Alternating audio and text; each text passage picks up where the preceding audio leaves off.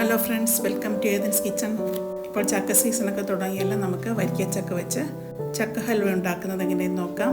ഞാനിവിടെ ചക്ക ഹൽവ ഉണ്ടാക്കാനായിട്ട് കുരുവൊക്കെ മാറ്റിയതിന് ശേഷം ഒരു 1.25 കിലോ ചക്ക വരും. നമുക്ക് ആദ്യം മിക്സിയിലിട്ട് ജാറിലിട്ട് ഒന്ന് അരച്ചെടുക്കാം. ഇതിന് പകരം ചക്കയെല്ലാം കൂടെ കുക്കറിലിട്ടതിന് ശേഷം ഒരു 1/2 കപ്പ് വെള്ളം ഒഴിച്ച് ഒരു വിസിലടിക്കുന്നവരെ ഇട്ട് വേവിച്ചതിന് ശേഷം അരച്ചെടുത്താലും മതി.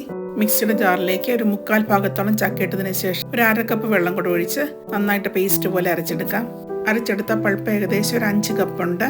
ഇനി നമുക്ക് ശർക്കര ഉരുക്കാനായിട്ട് വെക്കാം. 1 കിലോ ശർക്കരയാണ് എടുത്തിരിക്കുന്നത്. അതിലേക്ക് 1 കപ്പ് വെള്ളം ഒഴിച്ച് മീഡിയം ഫ്ലെയിമിലിട്ട് അലിയുന്നത് വരെ തിളപ്പിച്ചെടുക്കാം. ശർക്കര പാനി ഉണ്ടാക്കുമ്പോൾ തിളച്ച് കഴിയുമ്പോൾ ഇതിന് മുകളിലായിട്ട് ഇതുപോലെ പത ഉണ്ടായിരിക്കും. ആ പത നമുക്ക് കോരിക്കളയാം.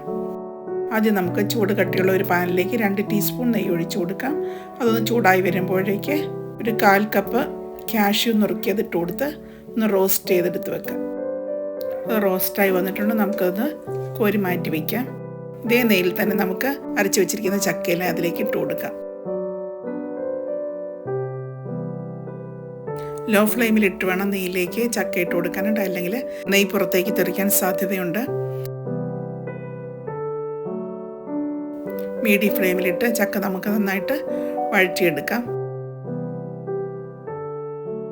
ഒരു 15 മിനിറ്റിന് ശേഷം നമുക്ക് അതിലേക്ക് ശർക്കര പാനി ഒഴിച്ചു കൊടുക്കാം. അരിപ്പയിലൂടെ അരിച്ച് വേണം ഒഴിച്ചു കൊടുക്കാനായിട്ട്.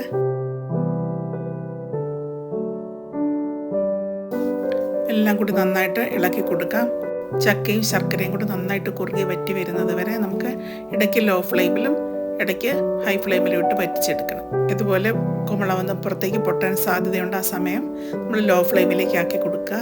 ഒന്ന് കുറുകി വറ്റി വരുമ്പോൾ ഹൽവയ്ക്കൊരു കട്ട് കിട്ടാനായിട്ട് നമുക്ക് വറുത്തരിപ്പൊടിയോ പച്ചരിപ്പൊടിയോ ആയാലും മതി, അല്ലെങ്കിൽ അതിന് പകരം മൈദ വേണമെങ്കിൽ നിങ്ങൾക്ക് ചേർക്കാം.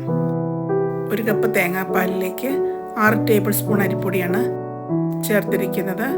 അത് നന്നായിട്ട് കട്ടയില്ലാതെ കലക്കിയെടുക്കാം. അത് നമുക്ക് ഇതിലേക്ക് ഒഴിച്ചു കൊടുക്കാം. ഇനി ഞാൻ 2 കപ്പ് തേങ്ങാപ്പാലും കൂടി ചേർത്ത് കൊടുക്കുന്നുണ്ട്.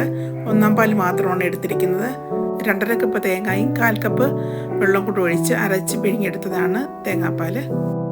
ഇതെല്ലാം കൂടെ നന്നായിട്ട് വറ്റി വരുന്നത് വരെ നമുക്ക് മീഡിയം ഫ്ലെയിമിലും ഹൈ ഫ്ലെയിമിലുമായിട്ട് കുറുക്കിയെടുക്കാം. അടിക്ക് പിടിക്കാതെ തുടരെ ഇളക്കിക്കൊണ്ടിരിക്കണം. നോൺ സ്റ്റിക്ക് പാനിലായതുകൊണ്ട് അടിക്ക് പിടിക്കാതെ ഇരിക്കും. ഉരുളിയാണ് ഉപയോഗിക്കുന്നതെങ്കിൽ തുടരെ ഇളക്കിക്കൊണ്ടിരിക്കണം. ഇപ്പോൾ വറ്റി വന്നിട്ടുണ്ട്. ഇനി നമുക്കിതിലേക്ക് 1 ടീസ്പൂൺ ഏലക്കാപ്പൊടി ചേർത്ത് കൊടുക്കാം. അതിലേക്ക് നേരത്തെ റോസ്റ്റ് ചെയ്ത് വെച്ചിരുന്ന കാഷ്യും കൂടെ ചേർത്ത് കൊടുത്ത് നന്നായിട്ട് ഇളക്കി കൊടുക്കാം. ഇനി നമുക്കിതിലേക്ക് കുറച്ച് നെയ്യ് ചേർത്ത് കൊടുക്കാം. 1 ടേബിൾ സ്പൂൺ നെയ്യാണ് ചേർത്ത് കൊടുത്തിരിക്കുന്നത്. തേങ്ങാപ്പാൽ ഒഴിച്ചതുകൊണ്ട് വറ്റി വരുമ്പോൾ അതിൽ നിന്നുള്ള എണ്ണ ഇറങ്ങി വരുന്നതായിരിക്കും. വീണ്ടും 1 ടേബിൾ സ്പൂൺ നെയ്യും കൂടെ ചേർത്ത് കൊടുക്കുന്നുണ്ട്. എല്ലാം കൂടെ ഇളക്കി നന്നായിട്ട് കുറുക്കിയെടുക്കാം.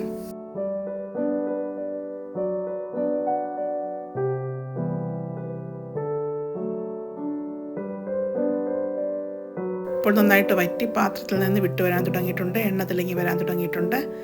നന്നായിട്ട് ഇളക്കി കൊടുക്കാം.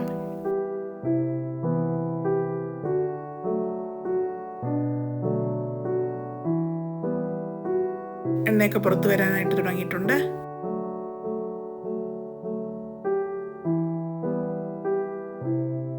ഹൽവയുടെ പരുവം കറക്റ്റായിട്ട് അറിയാനായിട്ട് നമ്മൾ കുറച്ചെടുത്തൊരു പാത്രത്തിലേക്ക് മാറ്റി വയ്ക്കാം.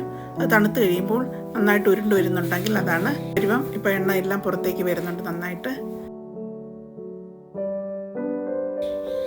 എണ്ണയെല്ലാം പുറത്ത് വന്നു കഴിയുമ്പോൾ നമുക്ക് സ്റ്റൗ ഓഫ് ആക്കാം. ഇനി നമുക്കിത് ഇട്ട് വെക്കാനായിട്ട് നെയ്യ് പുരട്ടിയൊരു പാത്രത്തിലേക്ക് ചൂടോടുകൂടി തന്നെ ഇട്ട് കൊടുക്കാം. ചൂടോടുകൂടി തന്നെ ഈ മുകൾ വശം ഒന്ന് ലെവൽ ചെയ്ത് കൊടുക്കാം. അങ്ങനെയെല്ലാം ലെവൽ ചെയ്തിട്ടുണ്ട്. ഇതിന് മുകളിൽ നമുക്ക് കുറച്ച് കാഷ്യൂസ് വെച്ച് ഗാർണിഷ് ചെയ്യും. നന്നായിട്ട് തണുത്തതിന് ശേഷമാണ് കട്ട് ചെയ്യാനായിട്ട്. ഞാൻ രാത്രിയിലാണ് ഉണ്ടാക്കിയത്. രാവിലെ ആയപ്പോഴത്തേക്ക് നന്നായിട്ട് തണുത്ത് കിട്ടിയിട്ടുണ്ട്. നമുക്കത് കുറച്ച് നോക്കാം. ഏകദേശം 3 മണിക്കൂറോളം എടുത്തിട്ടുണ്ട് ഈ ഹൽവ ഉണ്ടാക്കി എടുക്കാനായിട്ട്. ആകെ 2 ടേബിൾ സ്പൂൺ നെയ്യ് ഒഴിച്ച് കൊടുത്തിട്ടുണ്ട്. അങ്ങനെ നമ്മുടെ ടേസ്റ്റി ആയിട്ടുള്ള ചക്ക ഹൽവ തയ്യാറായി. എല്ലാവരും ട്രൈ ചെയ്യുക, ഫീഡ്ബാക്ക് അറിയിക്കുക. Thank you for watching.